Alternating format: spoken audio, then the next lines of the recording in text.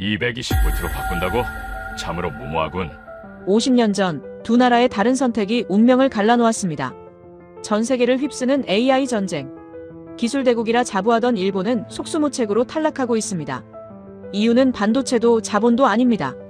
100V. 50년 전 그들이 고수한 벽 속의 낡은 100V 콘센트 때문입니다. 반면 구글과 마이크로소프트는 왜 한국을 향하고 있을까요? 그 답은 1973년. 우리가 쌀쌀 돈마저 아껴 전국의 전력망을 뒤집어 엎었던 그 독한 결단에 있었습니다. 모두가 비웃었던 한국의 220V는 AI 시대를 돌리는 황금 엔진이 되었습니다. 가난했던 대한민국은 어떻게 50년 뒤를 내다보고 이 전쟁을 미리 끝낼 수 있었던 걸까요? 대한민국 전력 신화의 진실. 지금부터 시작합니다. 어디서 듣고 계신가요? 구독과 좋아요 잊지 마세요. 전력 효율성 기준 미달. 회의실 모니터에 뜬 문장은 단 한 줄이었습니다. 마이크로소프트의 평가단은 더 이상 설명하지 않았어요. 필요 없다는 듯 연결을 끊어버렸죠. 스피커에서 흘러나온 신호음만이 회의실을 채웠고 저는 그 소리를 들으며 손끝이 차가워지는 걸 느꼈습니다. 세 번째였어요. 세 번째 탈락이었습니다. 안녕하세요. 저는 사토 켄지입니다. 글로벌 AI 데이터 센터 입지 평가 책임자로 15년간 일해왔어요. 도쿄대 전기공학과를 나와 일본 전력 시스템의 우수성을 믿으며 살아온 사람이죠. 그런 제가 지금 설명조차 할 수 없는 패배를 마주하고 있었습니다. 일본 도쿄 외곽 부지를 제안했었어요. 냉각 시스템, 지진 대응 설계, 전력 공급 안정성 모두 완벽했습니다. 아마존이 먼저였죠. 그 다음이 구글, 그리고 지금 마이크로소프트까지. 세 번 모두 같은 이유로 떨어졌어요. 전력 효율, 확장성, 장기 비용. 저는 이해할 수 없었습니다. 회의실을 나서며 복도를 걸을 때 발소리만 울렸습니다. 동료들은 아무 말도 하지 않았어요. 다들 고개를 숙인 채 자료를 정리하고 있었죠.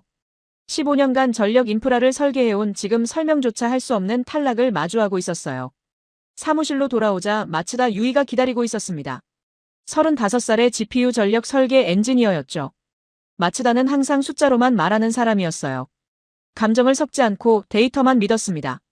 마츠다가 책상 위에 보고서 3개를 펼쳐놓으며 입을 열었어요. 아마존, 구글, 마이크로소프트 평가 결과였습니다. 마츠다는 조용히 말했습니다. 3건 모두 같은 항목에서 탈락했다고요. 전력 손실률, 변환 효율, 장기 운영비. 그런데 저희 설계는 업계 최고 수준이라고 했어요. 냉각 시스템도 백업 전원도 모두 기준치를 넘었다고 말했습니다. 저는 고개를 끄덕였어요. 알고 있었습니다. 그게 더 이해가 안 됐죠. 마츠다가 질문을 던졌습니다. 혹시 전력 구조 자체의 문제가 아니냐고요. 저는 즉시 고개를 저었습니다. 전력은 이미 해결된 문제라고 답했어요. 일본의 전력 시스템은 세계에서 가장 안정적이라고 말했죠. 정전율은 연간 4분, 전압 안정성은 99.99%였습니다. 마츠다는 아무 말 없이 저를 바라봤어요. 그 시선이 불편했습니다. 하지만 마츠다의 질문은 계속 머릿속을 맴돌았습니다. 전력 구조 자체의 문제. 저는 그 가능성을 인정하고 싶지 않았어요. 왜냐하면 그건 제가 15년간 쌓아온 모든 것을 부정하는 질문이었으니까요.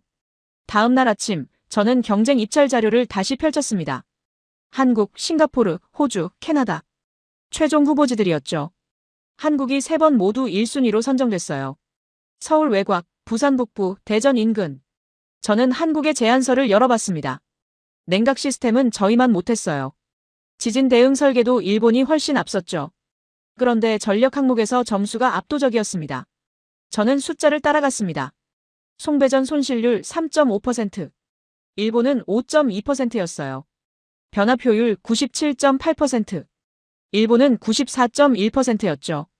장기 운영비 예측치는 일본보다 28% 낮았습니다. 저는 계산기를 두드렸어요. 10년 기준으로 환산하면 수백억엔 차이였죠. 이해가 안 됐습니다. 한국의 전력 기술이 일본보다 앞선다는 건 상상할 수 없었어요. 저는 전력 인프라 국제 비교 자료를 찾아봤습니다. 발전 용량, 송전탑 숫자, 변전소 분포. 모두 비슷했어요. 그런데 효율성 지표만 계속 차이가 났죠. 저녁 때 마치다가 다시 찾아왔습니다. 이번엔 GPU 서버 전력 소비 데이터를 들고 왔어요. 엔비디아 H100 기준으로 시뮬레이션을 돌렸다고 했습니다. 같은 서버를 100V와 220V 환경에서 돌렸을 때 차이를 계산했다고 했어요. 마치다가 결과를 보여줬습니다. 220V 환경이 15% 더 효율적이었어요. 저는 그 숫자를 보며 멈췄습니다. 15%. 데이터 센터 규모로 환산하면 어마어마한 차이였죠.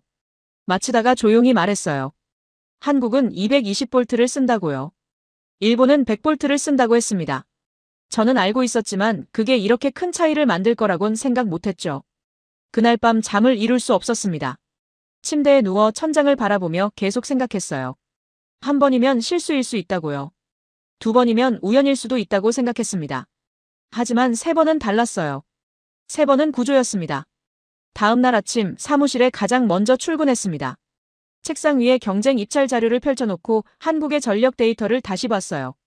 송배전 손실률, 변압 효율, 장기 운영비. 모든 수치가 일본을 앞섰습니다.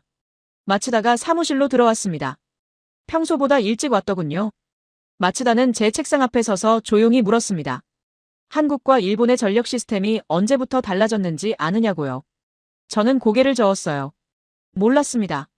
마치다가 노트북을 열어 보여줬습니다. 1950년대 자료였어요. 한국도 일본도 100V를 썼다고 나와 있었죠. 똑같았습니다.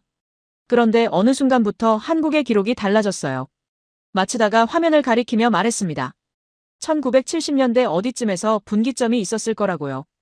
저는 그 화면을 보며 숨을 깊이 들이쉬었습니다. 한 번이면 실수고 두 번이면 우연이고 세 번이면 구조라고 생각했어요. 그런데 지금 마주한 건 구조보다 더 깊은 무언가였습니다. 역사였어요. 왜 한국은 바꿨을까요? 왜 일본은 바꾸지 않았을까요? 그 선택이 50년이 지난 지금 AI 데이터 센터 경쟁의 승패를 가르고 있었습니다. 저는 마치다를 바라봤습니다. 마치다도 저를 바라봤어요. 우리는 둘 다 알고 있었죠. 이제 그 이유를 찾아야 한다는 걸요. 회의실 모니터 앞에서 느꼈던 무력감이 이제는 다른 감정으로 바뀌고 있었습니다. 호기심이었어요. 아니, 두려움에 가까웠죠. 15년간 믿어온 모든 것이 흔들리기 시작했습니다. 자료실 책상 위에 펼쳐진 문서는 1973년 한국전력공사 내부 보고서였습니다. 저는 그 첫 페이지를 보는 순간 손을 멈췄어요. 전국 전압 220V 전원 계획. 예상 기간 30년 이상. 총 소요 예산, 당시 정부 예산의 1.2배. 숨이 막혔습니다. 이건 계획이 아니었어요. 도박이었죠. 마치다가 옆에 앉아 다른 자료를 넘기고 있었습니다. 일본 통상산업성 1974년 검토 보고서였어요. 220V 전원 타당성 조사. 결론은 명확했죠. 비용 대비 효과 불충분, 보류. 저는 두 나라의 보고서를 나란히 놓고 비교했습니다.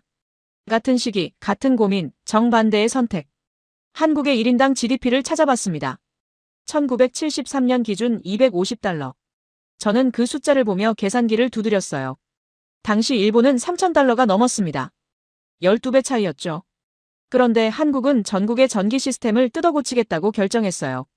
일본은 하지 않았고요. 마치다가 조용히 말했습니다. 이건 합리적 선택이 아니라고요. 저는 고개를 끄덕였어요. 맞았습니다. 합리적이지 않았죠. 가난한 나라가 부자 나라도 망설이는 일을 시작한 겁니다. 왜였을까요? 저는 1973년 한국의 상황을 더 찾아봤습니다. 석유 파동이 터진 해였어요. 전 세계가 에너지 위기를 겪고 있었죠. 한국은 특히 심각했습니다. 에너지 자원이 전무했거든요. 석유, 가스, 석탄 모두 수입에 의존했어요. 전력 수요는 폭증하는데 공급은 한계에 부딪혔죠. 보고서를 넘기며 저는 당시 한국 정부의 논리를 읽었습니다. 100V 시스템은 송배전 손실이 크다. 같은 전력을 보내려면 더 굵은 전선이 필요하다. 변압기도 더 많이 필요하다. 장기적으로 비효율적이다. 220V로 전환하면 구리 사용량을 40% 줄일 수 있다. 송전 손실을 30% 낮출 수 있다. 숫자는 명확했습니다. 하지만 현실은 가혹했어요. 전국의 모든 가전제품을 교체해야 했죠. 전봇대, 전선, 변압기, 콘센트까지. 인프라 전체를 바꾸는 일이었습니다. 비용은 천문학적이었어요. 마치다가 보고서를 덮으며 말했습니다. 이건 합리적 선택이 아니라고요. 저는 그 말에 동의할 수밖에 없었어요. 맞았습니다. 합리적이지 않았죠. 가난한 나라가 부자 나라도 망설이는 일을 시작한 겁니다. 왜였을까요? 저는 일본의 검토 보고서를 다시 펼쳤습니다. 똑같은 분석이 들어있었어요. 220V의 장점, 100V의 한계. 다 알고 있었습니다. 그런데 결론은 달랐죠. 비용이 너무 크다. 국민 불편이 예상된다. 기존 시스템으로도 충분히 관리 가능하다. 보류. 마치다가 미국 자료도 찾아왔습니다. 1970년대 미국도 같은 고민을 했다더군요. 120V에서 240V로의 전환. 검토는 했지만 실행하지 않았어요. 이유는 일본과 같았습니다. 비용, 불편, 기존 시스템의 안정성. 세 나라의 보고서를 나란히 펼쳐놓고 비교했습니다. 한국, 일본, 미국. 같은 문제를 마주했어요. 같은 해답을 알고 있었죠. 그런데 한국만 실행했습니다. 한국전력 내부 회의록을 읽어내려갔습니다. 1973년 5월 회의. 반대 의견이 쏟아졌어요. 예산 부족, 기술력 부족, 국민 저항 예상. 한 임원은 이렇게 말했다고 기록돼 있었습니다. 지금 당장 먹고 살기도 힘든데 30년 뒤를 위해 투자하자는 건가요? 그 질문은 정당했습니다. 1973년 한국은 개발도상국이었어요. 1인당 GDP 250달러는 아프리카 일부 국가보다 낮았죠. 도시 빈민이 넘쳤고 농촌은 여전히 가난했습니다. 전기가 들어오지 않는 마을도 많았어요. 하지만 회의록 마지막 페이지에 적힌 결론은 명확했습니다. 추진. 저는 그 한 단어를 보며 숨을 멈췄어요. 추진. 반대를 무릅쓰고 비용을 감수하고 30년이 걸려도 추진하겠다는 결정. 마치다가 또 다른 자료를 보여줬습니다. 1973년 당시 한국의 구리 수입 통계였어요. 전선 제작에 필요한 구리. 한국은 100% 수입했습니다. 220V로 전환하면 구리 사용량이 줄어들어요. 장기적으로는 수입 비용을 절감할 수 있었죠. 하지만 전환 과정에서 오히려 더 많은 구리가 필요했습니다. 저는 계산해봤습니다. 30년간 필요한 구리 물량, 당시 국제 시세, 환율. 어마어마한 외화가 필요했어요. 한국은 어떻게 조달했을까요? 자료를 뒤졌더니 답이 나왔습니다. 차관이었어요. 해외 차입. 빚을 내서 전기줄을 바꾼 겁니다. 저는 그 사실을 확인하고 의자에 기댔어요. 미친 짓이었죠. 합리적인 사람이라면 절대 하지 않을 선택이었습니다. 그런데 일본은 왜 안 했을까요? 저는 일본 통상산업성 보고서를 다시 읽었습니다. 기존 시스템으로도 충분히 관리 가능하다. 그 문장이 반복됐어요. 일본의 100V 시스템은 안정적이었습니다. 정전율은 세계 최저 수준이었죠. 전압 변동도 거의 없었어요. 일본은 이미 작동하는 시스템을 가지고 있었습니다. 바꿀 이유가 없었어요. 비용을 들여 위험을 감수할 필요가 없었죠. 합리적인 판단이었습니다. 미국도 마찬가지였어요. 120V 시스템은 수십 년간 검증됐습니다. 전국에 깔린 인프라, 수억 개의 가전제품. 이걸 바꾸는 건 상상조차 할 수 없는 규모였죠. 한국만 달랐습니다. 한국은 바꿔야 했어요. 아니, 선택해야 했습니다. 어차피 새로 깔아야 하는 시스템이었으니까요. 전기가 안 들어오는 지역이 많았고 송전망은 부족했어요. 그렇다면 어떻게 깔 것인가? 100V로 갈 것인가? 220V로 갈 것인가? 보고서 한 페이지에 저를 멈추게 한 문장이 있었습니다. 지금 100V로 깔면 50년 후에 후회할 것이다. 220V로 깔면 50년 후에 감사할 것이다. 저는 그 문장을 소리내어 읽었어요. 마치다가 저를 바라봤습니다. 우리는 둘 다 알고 있었어요. 50년이 지났다는 걸요.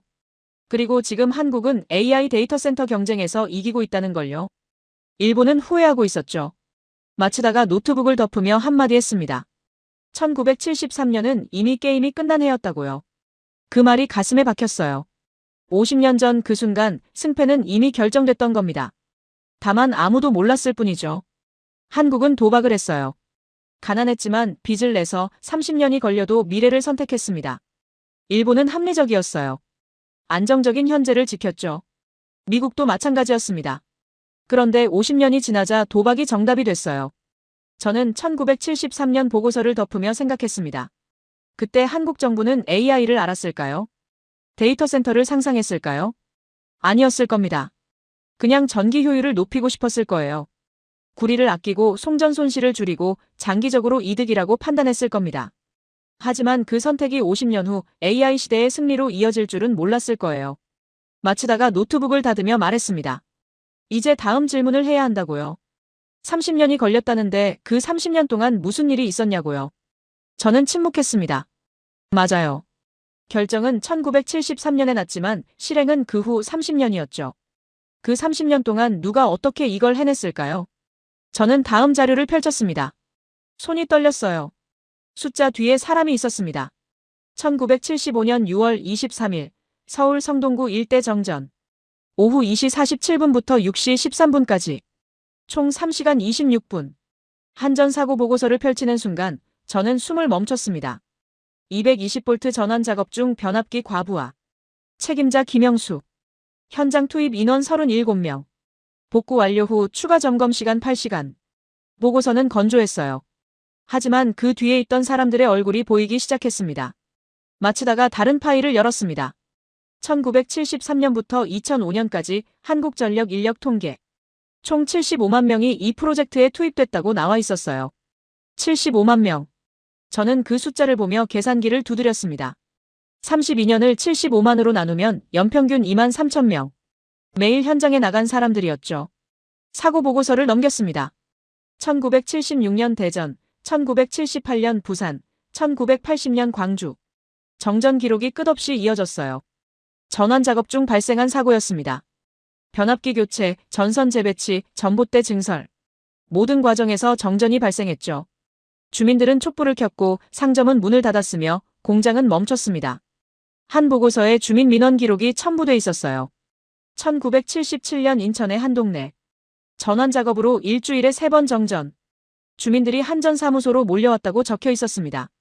언제까지 이러냐고, 왜 우리 동네만 계속 정전이냐고, 보상은 해주냐고 따졌다고 했어요. 담당 직원은 사과하며 설명했다고 기록돼 있었죠. 앞으로 30년간 나라 전체를 바꾸는 일이라고요. 30년. 주민들은 이해할 수 없었을 겁니다. 지금 당장 불편한데 30년 후를 이야기하면 누가 납득하겠어요. 저라도 화냈을 겁니다. 마치다가 사진 파일을 보여줬습니다. 1980년대 현장 기록 사진이었어요. 전봇대 위에 올라간 작업자들. 안전모를 쓰고 안전띠를 맨 모습이었죠. 한여름이었는지 땀으로 흠뻑 젖어 있었습니다. 저는 사진을 확대해서 봤어요. 작업자의 얼굴이 보였습니다. 30대쯤 돼 보이는 남자였어요. 그 사람은 지금 70대가 됐겠죠. 아니, 이미 세상을 떠났을 수도 있어요. 저는 사진 속 그 남자를 보며 생각했습니다. 이 사람은 왜 전봇대에 올라갔을까요? 월급을 받으니까? 그것만은 아니었을 겁니다. 인터뷰 기록을 찾았습니다. 1985년 한전 사보에 실린 현장 직원 인터뷰. 이름은 박철수. 15년차 전기 기술자였어요.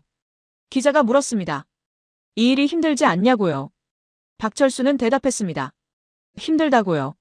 정전 날 때마다 주민들한테 욕먹는다고, 밤새 작업하고 집에 가면 아이들 자는 얼굴만 본다고 했어요. 그런데 왜 계속하냐는 질문에 박철수는 이렇게 답했습니다. 우리 아이들이 살 세상을 만드는 거라고요. 저는 그 문장을 다시 읽었습니다. 우리 아이들이 살 세상. 박철수는 220V가 뭔지 정확히 알았을까요? 송배전 손실률이 어떻게 개선되는지 계산할 수 있었을까요? 아마 아니었을 겁니다.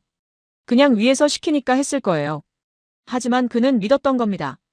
이게 아이들을 위한 일이라고요. 마치다가 또 다른 자료를 펼쳤습니다.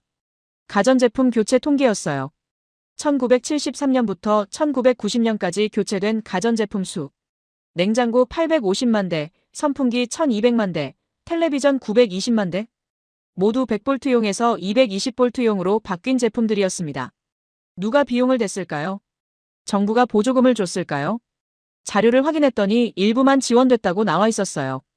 대부분은 각 가정이 부담했습니다. 1970년에서 80년대 한국 가정들은 새 냉장고를 살 여유가 없었어요. 그런데 바꿔야 했죠. 어떤 집은 버텼을 겁니다. 100V 냉장고를 220V로 전환된 동네에서도 변압기 달아서 계속 쓰려고 했을 거예요. 하지만 결국 고장나면 바꿔야 했습니다. 그때마다 집집마다 한숨이 나왔겠죠. 1982년 소비자 불만 접수 기록이 있었습니다. 한 주부가 한전에 전화했어요. 멀쩡히 쓰던 냉장고가 220V 전원 후 고장났다고 보상해달라고 요구했다고 합니다. 상담원은 사과했지만 보상은 어렵다고 답했어요. 정책사항이라고 장기적으로는 전기료가 절감될 거라고 설명했죠. 그 주부는 이해했을까요? 전기료 절감이 30년 뒤에나 체감된다는 걸 알았다면 화가 났을 겁니다. 저라도 그랬을 거예요. 촛불 판매 통계를 발견했습니다.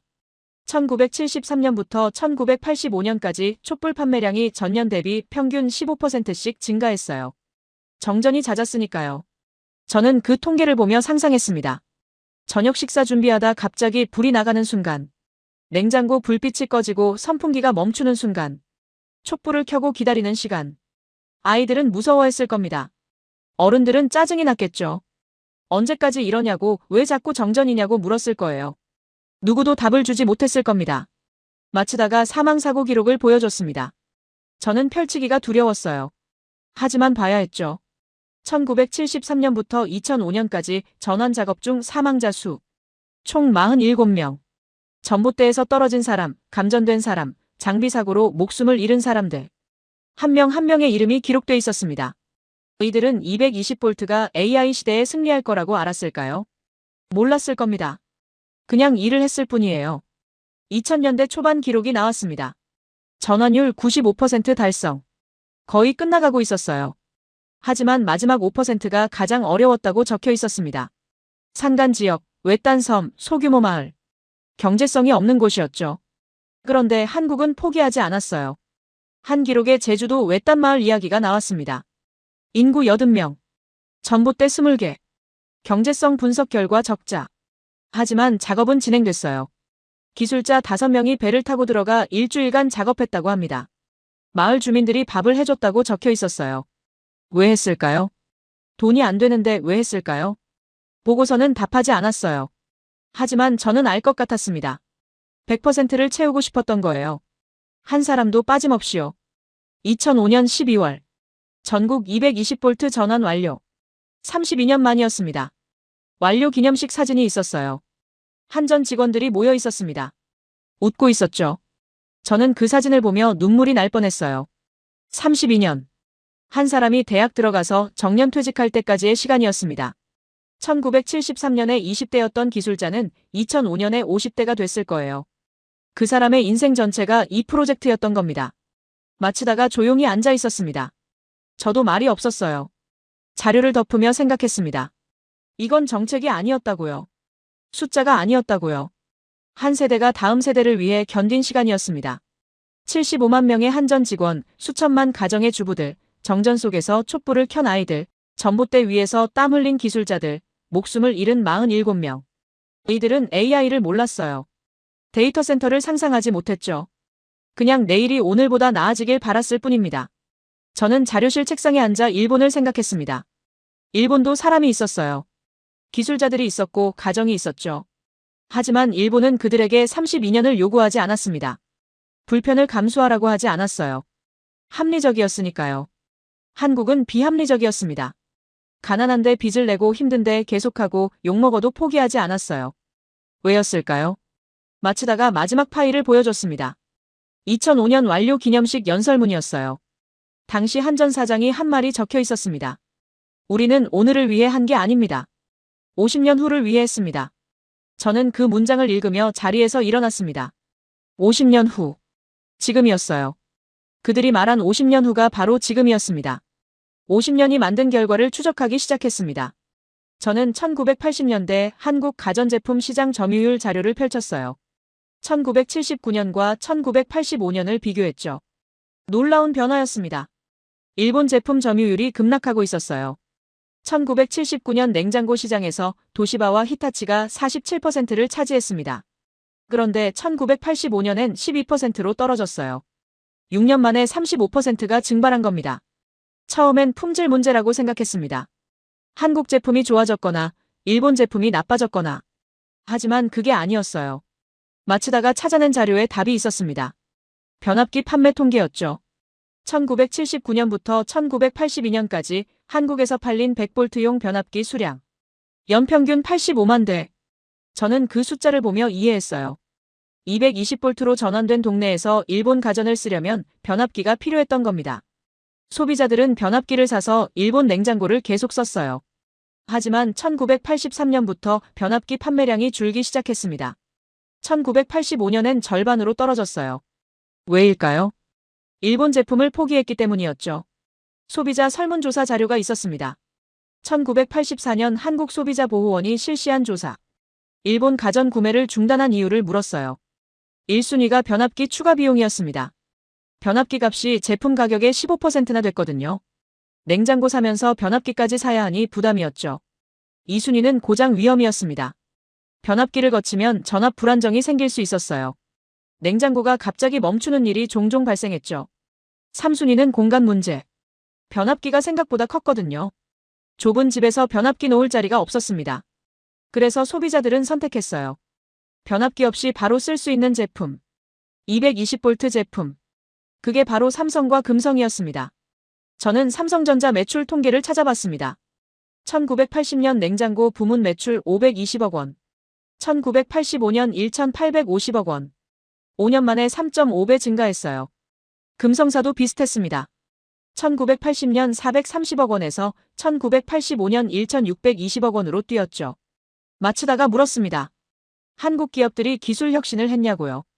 저는 고개를 저었어요. 기술 자료를 봤는데 1980년대 초반 한국 냉장고 기술은 일본보다 뒤처져 있었습니다. 압축기 효율, 냉각 성능, 내구성 모두 일본이 앞섰어요. 그런데도 팔렸습니다. 왜냐하면 콘센트에 그냥 꽂으면 됐으니까요. 변압기가 필요 없었죠. 이게 전부였어요. 저는 1982년 백화점 가전 매장 판매 기록을 펼쳤습니다. 한 판매원의 수기가 첨부돼 있었어요. 고객들이 일본 제품을 보다가 변압기 필요하다는 말을 듣고 국산 제품으로 돌아선다고 적혀 있었죠. 어떤 고객은 이렇게 말했다고 합니다. 일본 제품이 좋긴 한데 변압기까지 사려니 귀찮다고요. 귀찮음. 그게 일본 제품을 밀어낸 이유였습니다. 품질이 아니라 귀찮음이었어요. 저는 그 문장을 읽으며 쓴웃음이 났습니다. 일본 기업들은 대응하지 않았을까요? 자료를 찾아봤더니 대응했어요. 도시바는 1983년 220V 전용 모델을 한국에 출시했습니다. 하지만 늦었어요. 이미 소비자들은 삼성과 금성을 선택한 후였죠. 게다가 도시바의 220V 모델은 일본 내수용을 개조한 제품이었습니다. 생산 라인을 따로 만들어야 했고 비용이 올라갔어요. 가격 경쟁력이 없었죠. 결국 1986년 도시바는 한국 시장에서 철수했습니다. 히타치도 마찬가지였어요. 1984년 220V 냉장고를 내놨지만 판매량은 형편없었습니다. 1987년 철수. 소니는 아예 시도조차 하지 않았어요. 한국 시장 규모가 작다고 판단했죠. 저는 그 기록들을 보며 생각했습니다. 일본 기업들은 합리적이었다고요. 작은 시장을 위해 별도 생산 라인을 만드는 건 비효율적이었어요. 일본 내수 시장이 훨씬 컸으니까요. 한국 시장을 포기하는 게 당연했습니다. 하지만 그게 실수였어요. 삼성과 금성은 계속 성장했습니다. 1980년 국내 시장 점유율 30%에서 1985년 78%로 뛰었어요. 일본 제품이 빠진 자리를 모두 채운 겁니다. 저는 1985년 삼성전자 내부 보고서를 발견했습니다. 생산 라인 증설 계획이 담겨 있었어요. 냉장고 공장을 2배로 늘린다는 내용이었죠. 수요가 폭발적으로 늘었기 때문이었습니다. 금성사도 마찬가지였어요. 1983년 수원 공장 신설, 1986년 창원 공장 증설. 생산 능력을 계속 키웠습니다. 일본 기업들이 떠난 시장에서 한국 기업들은 경험을 쌓아갔어요. 기술도 발전했습니다. 처음엔 일본보다 뒤처졌지만 시장에서 배웠어요. 소비자 불만을 받아 개선하고 고장률을 낮추고 성능을 높였죠. 1980년대 말이 되자 품질 격차가 많이 줄어들었습니다. 마츠다가 조용히 말했습니다. 콘센트가 산업을 지켰다고요. 저는 그 말을 곱씹었어요. 맞았습니다. 220V 콘센트가 보이지 않는 방패가 된 거예요. 정부가 관세를 올린 것도 아니었습니다. 수입 규제를 한 것도 아니었어요. 그냥 전압을 바꿨을 뿐이죠. 그런데 그 결과 일본 제품은 자연스럽게 퇴출됐습니다. 소비자들이 선택하지 않았으니까요. 누가 의도했을까요? 1973년 한국 정부는 이걸 계획했을까요? 자료를 뒤져봤지만 그런 기록은 없었어요. 산업 보호를 목적으로 220V 전환을 추진했다는 문서는 어디에도 없었습니다. 그냥 전력 효율을 높이려는 목적이었어요. 하지만 결과는 산업 보호였습니다. 의도하지 않은 보호막이었죠. 1980년대 한국 소비자들은 몰랐을 거예요. 자기들이 국산 냉장고를 사는 게 한국 산업을 키우는 일이라는 걸요. 그냥 변압기 사기 귀찮아서 가격이 비슷해서 콘센트에 바로 꽂을 수 있어서 샀을 뿐이죠. 하지만 그 선택들이 모이고 모여서 삼성과 LG를 만들었습니다. 저는 자료를 덮으며 생각했습니다. 보이지 않는 방패였다고요. 220V 콘센트라는 방패. 누구도 의도하지 않았지만 가장 강력했던 방패였어요. 그런데 문득 궁금해졌습니다. 한국만의 이야기였을까요? 아니면 더 큰 그림이 있었을까요? 저는 마츠다에게 말했습니다. 세계 지도를 펼쳐보자고요. 마츠다가 세계 지도를 모니터에 띄웠습니다. 파란색과 빨간색으로 칠해진 지도였어요. 파란색은 220V에서 240V 사용 국가, 빨간색은 100V에서 127V 사용 국가. 저는 그 지도를 보는 순간 입을 다물 수 없었습니다. 파란색이 압도적이었거든요. 유럽 전체가 파란색이었어요. 아프리카, 중동, 동남아시아, 남미, 호주. 모두 파란색이었죠. 빨간색은 몇 개 안 됐습니다. 미국, 캐나다, 일본, 대만. 그게 전부였어요. 화면에 숫자가 떴습니다. 전 세계 195개국 중 156개국이 220V에서 240V를 쓴다고 나와 있었어요. 80%였죠. 한국은 세계 다수에 속해 있었습니다. 일본은 소수였고요. 언제부터였을까요? 세계가 220V를 표준으로 정한 건 언제부터였을까요? 자료를 찾아봤습니다. 국제전기표준회의 IEC 보고서가 나왔어요. 1960년대 후반부터 유럽이 주도해서 220V를 권장했다고 적혀 있었죠. 왜 220V였을까요? 이유는 명확했습니다. 효율이었어요. 송전 손실이 적고 전선이 덜 필요하고 장기적으로 경제적이었죠. 유럽 각국은 1970년대부터 순차적으로 220V로 전환했습니다. 한국도 그 흐름을 따른 겁니다. 1973년 결정은 고립된 선택이 아니었어요. 세계 표준을 따라간 거였죠. 하지만 일본은 달랐습니다. 일본은 100V를 고수했어요. 저는 1970년대 일본 통상산업성 보고서를 다시 펼쳤습니다. 전환 비용이 너무 크다는 결론이었죠. 하지만 그 뒤에 다른 이유도 있었어요. 일본 내수 시장이 충분히 컸다는 겁니다. 1억 2천만 인구. 세계 2위 경제대국. 일본은 내수만으로도 성장할 수 있었어요. 그래서 바꿀 필요가 없었죠. 세계 표준을 따를 이유가 없었습니다. 1990년대 삼성전자 해외 진출 자료가 펼쳐졌습니다. 1988년 태국 공장 설립. 현지 생산을 시작했다고 나와 있었어요. 생산 제품 목록을 확인했습니다. 냉장고, 세탁기, 에어컨. 모두 220V였죠. 왜 따로 생산 라인을 만들 필요가 없었을까요? 한국 공장에서 만드는 제품과 똑같았으니까요. 전압이 같았어요. 태국도 220V를 썼습니다. 그냥 한국에서 만든 설계도를 가져다 쓰면 됐죠. 1992년 영국 진출 기록이 나왔습니다. 영국도 230V였어요. 1995년 브라질 220V. 1997년 이집트 220V. 삼성은 어디를 가든 같은 제품을 팔 수 있었습니다. 삼성전자 1990년대 말 내부 보고서를 발견했어요. 생산 효율성 분석 자료였죠. 단일 생산 라인으로 80개국에 수출 가능하다고 적혀 있었습니다.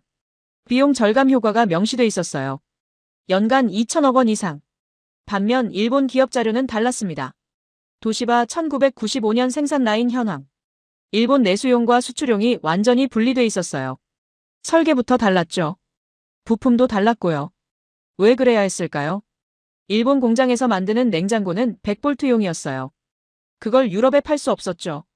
유럽은 220V니까요. 그래서 수출용을 따로 만들어야 했습니다. 이중 생산 라인 운영 비용을 계산해봤습니다. 설계 비용, 부품 재고 비용, 품질 관리 비용. 모두 더하면 단일 라인보다 40% 이상 비용이 올라갔어요. 40%. 엄청난 차이였습니다. 같은 냉장고를 만드는데 일본은 삼성보다 40% 더 비용을 쓰는 겁니다. 소니 자료도 확인했습니다. 2000년대 초반 텔레비전 생산 라인. 일본 내수용, 북미 수출용, 유럽 수출용. 세 개로 나뉘어 있었어요. 북미는 120V, 유럽은 220V, 일본은 100V. 복잡했죠. 삼성은 어땠을까요? 2000년대 삼성 텔레비전 생산 라인 자료. 하나였어요. 220V 단일 모델. 유럽, 아시아, 아프리카, 남미에 그대로 팔았습니다. 북미만 120V 모델을 따로 만들었죠. 한마디가 나왔습니다. 한국은 50년 전 이미 세계 시장 한가운데에 들어가 있었다는 말. 정확한 표현이었습니다. 1973년 한국이 220V를 선택한 순간 한국은 세계 80%와 같은 표준을 쓰게 됐어요. 의도했든 안 했든 결과는 그랬습니다. 한국 기업들은 국내에서 만든 제품을 세계 대부분 지역에 팔 수 있었죠. 일본은 달랐습니다. 일본은 세계 20% 소수에 속했어요. 일본 기업들은 국내 제품을 세계에 팔 수 없었죠. 따로 만들어야 했습니다. 2010년대 스마트폰 충전기 자료가 나왔습니다. 삼성 갤럭시 충전기. 전 세계 동일 모델이었어요. 100V에서 240V 호환. 어디서든 쓸 수 있었죠. 애플 아이폰도 마찬가지였습니다. 하지만 가전제품은 달랐어요. 냉장고, 세탁기, 에어컨. 이런 제품들은 전압 변환이 어려웠습니다. 고정 전압용으로 만들어야 했죠. 그래서 표준이 중요했어요. LG전자 자료를 펼쳤습니다. 2015년 세탁기 수출 현황. 89개국 수출. 그중 71개국이 동일 모델이었어요. 220V 표준 모델. 나머지 18개국만 별도 모델이었죠. 계산기를 두드렸습니다. 71대 18. 약 80대 20. 세계 전압 분포와 정확히 일치했어요. 히타치 자료와 비교했습니다. 2015년 히타치 세탁기 수출 현황. 45개국 수출. 일본 내수용 모델을 쓸 수 있는 나라는 단 하나. 일본뿐이었어요. 나머지 44개국은 모두 별도 모델이었습니다. LG는 80% 국가의 동일 모델, 히타치는 0% 국가의 동일 모델. 이게 차이였어요. 2000년대 세계 가전시장 점유율 변화 그래프가 눈에 들어왔습니다. 2000년엔 일본 기업들이 상위를 차지했어요. 2010년엔 삼성과 LG가 올라왔죠. 2020년엔 삼성이 1위, LG가 3위였습니다. 일본 기업들은 순위에서 사라지고 있었어요. 구조의 승리였습니다. 품질이나 기술만의 문제가 아니었어요. 전압 표준이 만든 구조적 유리함이었죠. 질문이 하나 나왔습니다. 일본이 지금이라도 220V로 바꾸면 어떻게 되냐고요. 잠시 생각했습니다. 불가능하다고 답했어요. 지금 일본에는 1억 가구가 있습니다. 모든 가전제품이 100V용이에요. 이걸 바꾸려면 수십조 엔이 필요하죠. 32년이 걸릴 겁니다. 한국이 그랬던 것처럼요. 하지만 한국은 1973년에 시작했어요. 가난했지만 가능했죠. 아직 바꿀 게 많지 않았으니까요. 일본은 2020년대에 시작하려면 너무 늦었습니다. 바꿀 게 너무 많아요. 게임은 이미 끝났습니다. 50년 전에요. 모니터 속 세계 지도를 다시 봤습니다. 파란색 바다 속에 떠있는 빨간 섬 하나. 일본이었어요. 한때는 그 섬이 강했습니다. 세계 2위 경제대국이었죠. 섬 안에서만 살아도 됐어요. 하지만 세계가 바뀌었습니다. 글로벌 시장이 중요해졌고 표준이 승패를 갈랐어요. 파란색 바다 위에 있던 한국이 이겼고 빨간 섬에 남은 일본이 졌습니다. 다음 자료가 준비됐다는 신호가 왔습니다. 고개를 끄덕이며 일어났어요. 한국은 50년 전 이미 세계 표준 위에 서 있었습니다. 이번엔 일상의 기록이었습니다. 2023년 서울 강남구 한 아파트 전기 사용량 명세서가 화면에 떴어요. 전기차 충전, 인덕션 레인지, 전기 건조기, 에어컨 세대. 월 평균 전기 사용량 650kWh. 저는 그 숫자를 보며 계산기를 두드렸습니다. 220V 기준으로 정상 범위였어요. 같은 해 도쿄 세타가야구 아파트 전기 사용량을 비교했습니다. 가스레인지, 가스 건조기, 에어컨 2대. 전기차는 없었어요. 월 평균 전기 사용량 380kWh. 절반 수준이었죠. 왜 그랬을까요? 도쿄 가정이 전기를 덜 쓰는 게 아니었습니다. 전기로 할 수 없어서 가스를 쓴 거예요. 100V의 한계였죠. 전기차 충전 데이터를 펼쳤습니다. 한국 가정용 완속 충전기. 220V 16A 기준으로 시간당 3.5kW 공급. 밤새 충전하면 아침에 완충됐어요. 별도 공사 없이 콘센트만 교체하면 설치 가능했죠. 일본 가정용 충전기 자료와 비교했습니다.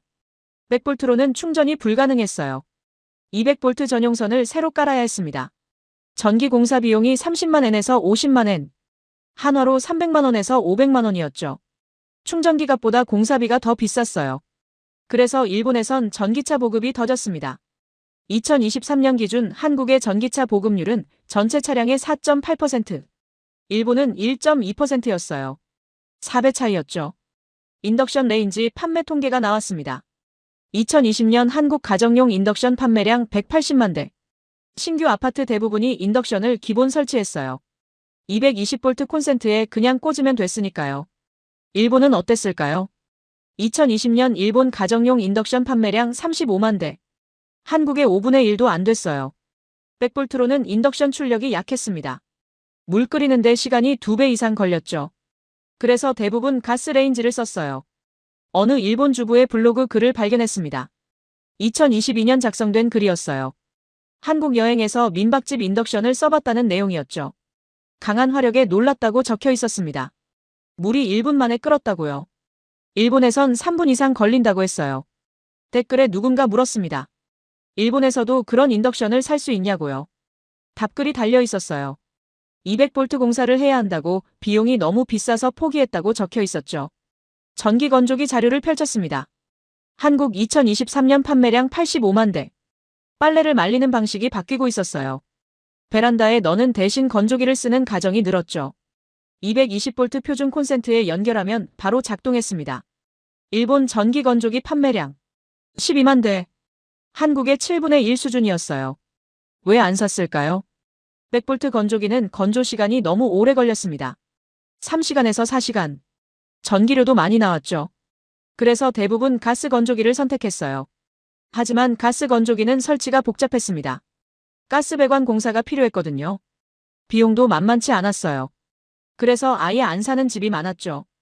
한 도쿄 직장인의 인터뷰 기록이 있었습니다. 2021년 소비자 조사 자료.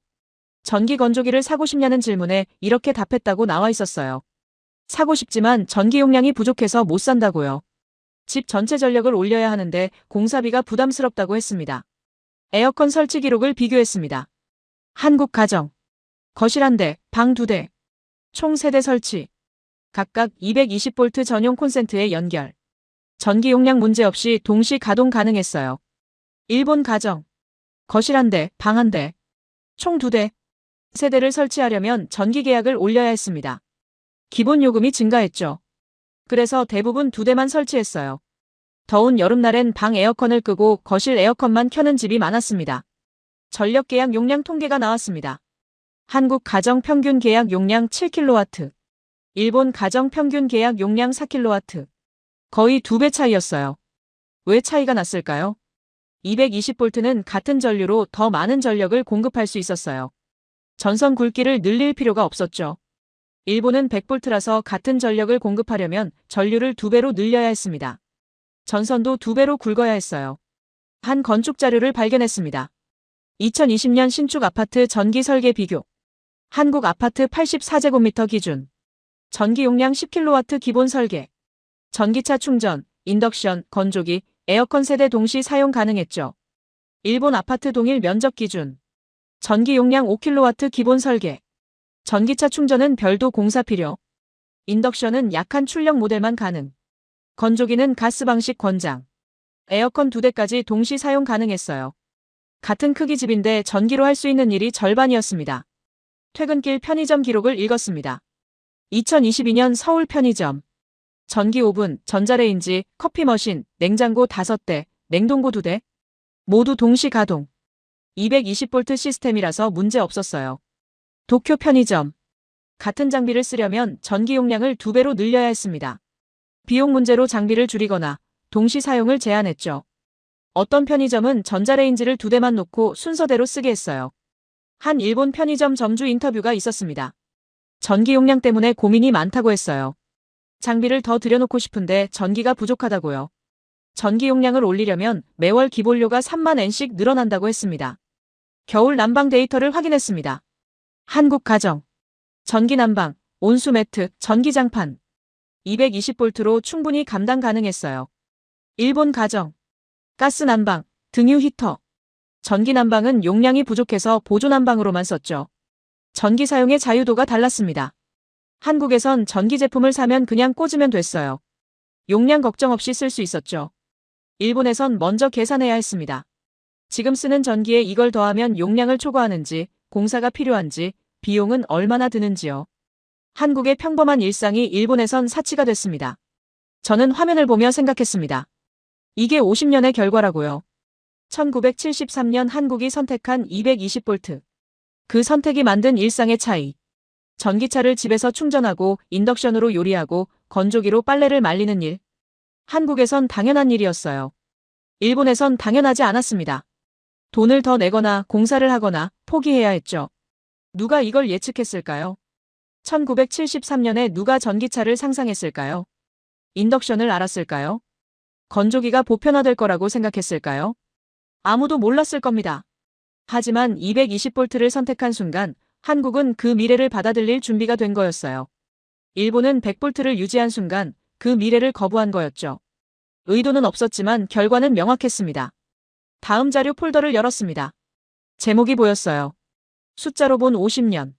폴더를 열자마자 첫 번째 그래프가 화면을 가득 채웠습니다. 송배전 손실률 국제 비교. 한국 3.5%, 일본 5.2%, 미국 6.1%, 세계 평균 8.3%. 한국이 압도적 1위였어요. 송배전 손실률. 발전소에서 만든 전기가 가정에 도달하기까지 얼마나 사라지는지를 보여주는 숫자였죠. 한국은 100을 보내면 96.5가 도착했습니다. 일본은 94.8만 도착했어요. 1.7% 차이. 작아 보였지만 절대 작지 않았습니다. 2022년 한국 전체 발전량 자료를 펼쳤습니다. 연간 590테라와트시. 3.5% 손실이면 20.65테라와트시가 사라진 거예요. 만약 일본처럼 5.2%였다면 30.68테라와트시가 사라졌을 겁니다. 차이는 10.03테라와트시. 10테라와트시가 얼마나 큰 숫자일까요? 제주도 연간 전력 사용량이 6.5테라와트시였어요. 제주도 1.5배 분량이었습니다. 한국은 매년 제주도 1.5개 분량의 전기를 아끼고 있었던 겁니다. 전기료로 환산했습니다. 산업용 전기 평균 단가 킬로와트시당 120원. 10테라와트시면 1조 2천억 원어치였어요. 한국은 220V 덕분에 매년 1조 2천억 원을 아끼고 있었습니다. 50년 누적 효과를 계산해봤습니다. 1973년부터 2023년까지. 초기엔 효과가 작았겠죠. 전환이 완료된 2005년 이후가 중요했어요. 2005년부터 2023년까지 18년. 연평균 1조 원이라고 보수적으로 잡아도 18조 원이었습니다. 하지만 실제로는 더 컸어요. 전기 사용량은 매년 증가했거든요. 2005년보다 2023년이 2배 가까이 많았죠. 정확히 계산하면 25조 원이 넘었습니다. 투자 비용 자료를 찾았습니다. 1973년부터 2005년까지 220V 전원에 들어간 총 비용. 정확한 집계는 어려웠어요. 여러 보고서를 종합했더니 약 1조 원에서 1조 5천억 원으로 추정됐습니다. 1조 원을 투자해서 25조 원을 회수한 겁니다. 투자 대비 수익률 2500%. 역사상 가장 성공적인 장기 투자였어요. 구리 절감량을 확인했습니다. 220V는 100V보다 송전선이 얇아도 됐어요. 전류가 절반이니까요. 1973년부터 2023년까지 50년간 절감한 구리량. 추정치 150만 톤. 2023년 구리 국제 시세 톤당 900만 원. 150만 톤이면 13조 5천억 원어치였습니다. 한국은 구리를 수입하는 나라였어요. 150만 톤을 덜 수입한 거였죠. 변전소 건설 비용도 달랐습니다. 220V는 100V보다 변전소가 적게 필요했어요. 같은 전력을 공급하는데 변전 단계가 줄어들었거든요. 한국전력 자료. 1990년부터 2020년까지 건설한 변전소 수. 820개. 일본 도쿄전력 같은 기간 변전소 수. 1450개. 한국보다 1.7배 많았어요. 변전소 하나 짓는데 평균 200억 원. 630개 차이면 12조 6천억 원이었습니다. 유지보수 비용을 비교했습니다. 송전선 점검, 변전소 관리, 설비 교체. 220V 시스템이 더 단순했어요. 관리 포인트가 적었죠. 한국전력 연간 유지보수 비용 2조 3천억 원. 도쿄전력 환산 비용 4조 1천억 원. 거의 2배 차이였습니다. 정전시간 통계가 나왔습니다. 2022년 기준 한국 연간 정전시간 평균 10.5분. 일본 16.2분. 미국 328분. 한국이 압도적으로 낮았어요. 왜 그랬을까요? 220V는 전압 안정성이 높았습니다. 변동폭이 작았어요. 설비 고장률도 낮았죠. 정전이 덜 발생했습니다. 정전으로 인한 경제 손실을 계산했습니다. 산업시설이 1분 멈추면 발생하는 평균 손실액. 분당 5억 원. 한국과 일본의 정전시간 차이 5.7분. 연간으로 환산하면 국가 전체로 수조 원 규모였어요. AI 데이터 센터 유치 경쟁으로 돌아왔습니다. 처음 질문. 왜 한국이 이기는가? 데이터 센터 전력 비용 비교 자료를 펼쳤습니다. 같은 규모 데이터 센터. 한국 운영 비용 연간 120억 원.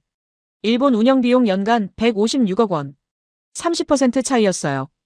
왜 차이가 났을까요? 송배전 손실, 변전 효율, 냉각 시스템 전력 효율. 모든 부분에서 220V가 유리했습니다.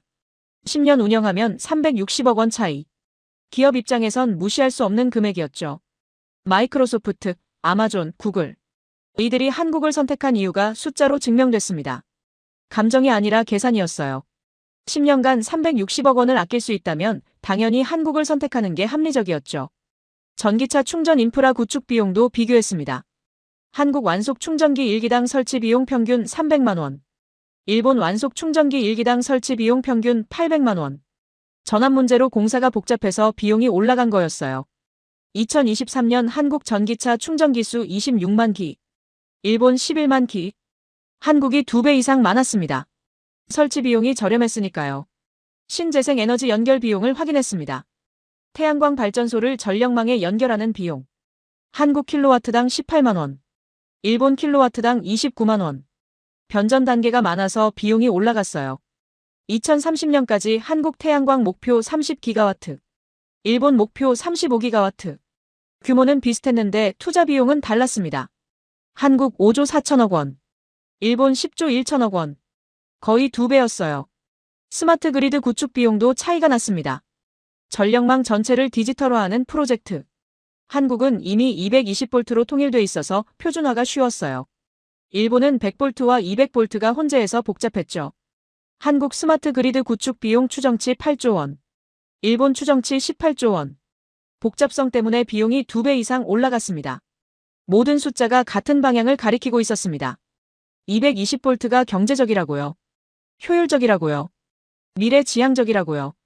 50년 전 한국이 투자한 1조 원. 그 돈으로 산 건 단순히 전압이 아니었어요. 경제성이었고 효율성이었고 미래였습니다. 누적 효과를 종합했습니다. 송배전 손실 절감 25조 원. 구리 절감 13조 원. 변전소 절감 12조 원. 유지보수 절감 누적 15조 원. 정전 손실 절감 5조 원. 합계 70조 원. 70조 원. 1조 원을 투자해 70배를 돌려받은 겁니다. 화면을 보며 생각했습니다. 이게 50년이 만든 숫자라고요. 1973년 그 결정이 없었다면 이 숫자들은 존재하지 않았을 거예요. 한국은 지금도 100볼트를 쓰고 있었을 겁니다. AI 데이터 센터 경쟁에서 지고 있었을 거예요. 하지만 역사는 달랐습니다. 한국은 선택했고 투자했고 견뎠습니다. 50년이 지나자 숫자가 판결을 내렸어요. 승자는 한국이었습니다. 마지막 파일이 남아 있었습니다. 제목을 확인했어요. 결론. 결론이라는 제목의 파일을 열었습니다. 하지만 거기엔 숫자가 없었어요. 그래프도 없었고 통계도 없었습니다. 단 하나의 사진만 있었죠. 콘센트 사진이었어요. 둥근 구멍 2개. 한국의 표준 220볼트 콘센트. 저는 그 사진을 보며 모든 여정이 떠올랐습니다. 회의실에서 받은 세 번째 탈락 통보. 마츠다의 질문. 1973년 보고서. 32년의 기록. 75만 명의 사람들. 그리고 지금 이 숫자들. 집으로 돌아가는 길이었습니다. 도쿄 지하철 안. 사람들이 스마트폰을 보고 있었어요. 충전이 떨어진 사람은 보조 배터리를 꺼냈죠. 저도 가방에서 충전기를 꺼냈습니다. 100볼트용 충전기. 한국에서 온 동료가 있었습니다. 작년에 함께 일했던 김 과장. 그가 한국 출장 갔다가 가져온 충전기를 보여준 적이 있었어요. 220볼트용이었죠. 일본에서 쓰려면 변압기가 필요하다고 불편해했었습니다. 그때 저는 웃었어요. 한국이 불편하다고 생각했죠. 세계 표준에서 벗어나 있다고 여겼습니다. 하지만 틀렸어요. 벗어나 있던 건 일본이었습니다. 집에 도착했습니다. 현관불을 켰어요. 거실벽에 콘센트가 보였습니다. 둥근 구멍 2개. 100볼트. 50년 전 일본이 선택한 전압이었죠. 그 콘센트를 보며 생각했습니다. 만약 시간을 되돌릴 수 있다면 어땠을까요? 1973년으로 돌아가서 일본도 220볼트를 선택했다면요. 저는 지금 AI 데이터 센터 입찰에서 탈락하지 않았을 겁니다. 한국과 대등하게 경쟁했을 거예요.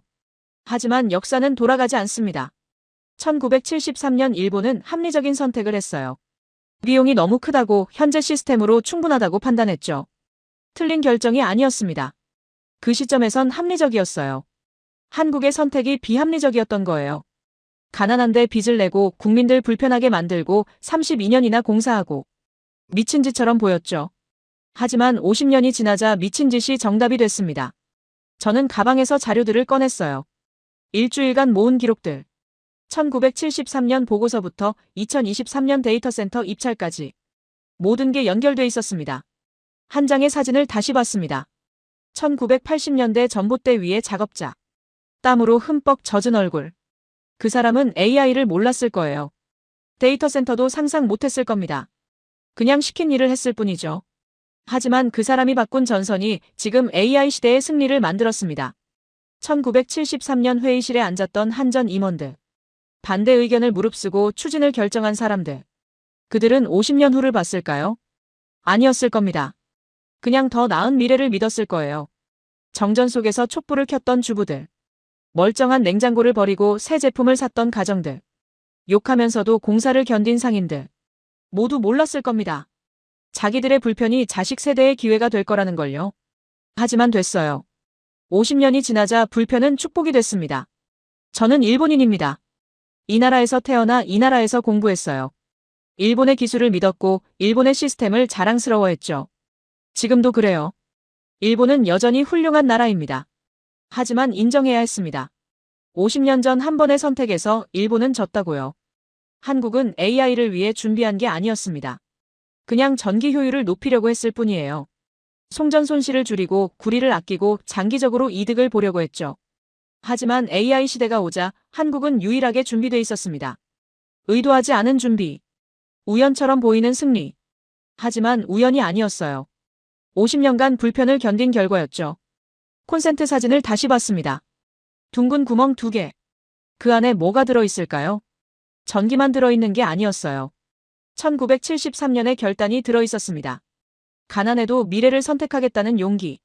32년의 인내가 들어있었어요. 정전을 견디고 비용을 감수한 시간. 75만 명의 땀이 들어있었습니다. 전봇대에 올라가고 전선을 바꾸고 변압기를 교체한 기록. 그리고 47명의 희생이 들어있었어요. 공사 중 목숨을 잃은 사람들. 그들의 이름이 콘센트 뒤에 새겨져 있었습니다. 한국 사람들은 이걸 알까요? 매일 플러그를 꽂을 때마다 50년 전 누군가의 결단을 사용하고 있다는 걸요. 전기차를 충전할 때마다 32년의 불편 위에 서 있다는 걸요. 아마 모를 겁니다. 당연하게 여길 거예요. 콘센트에 꽂으면 전기가 나오는 게 당연하다고 생각하겠죠. 하지만 당연하지 않았습니다. 누군가 50년 전 비합리적인 선택을 했기 때문에 가능한 일이었어요. 저는 보고서를 닫았습니다. 내일 회사 가면 뭘 해야 할까요? 일본도 220볼트로 바꾸자고 제안할까요? 불가능하다는 걸 알면서도요. 아니면 이 패배를 인정하고 다른 길을 찾을까요? 모르겠습니다. 하지만 한 가지는 확실했어요. 이번 조사를 통해 배운 게 있다는 거예요. 승리는 준비한 자에게 온다.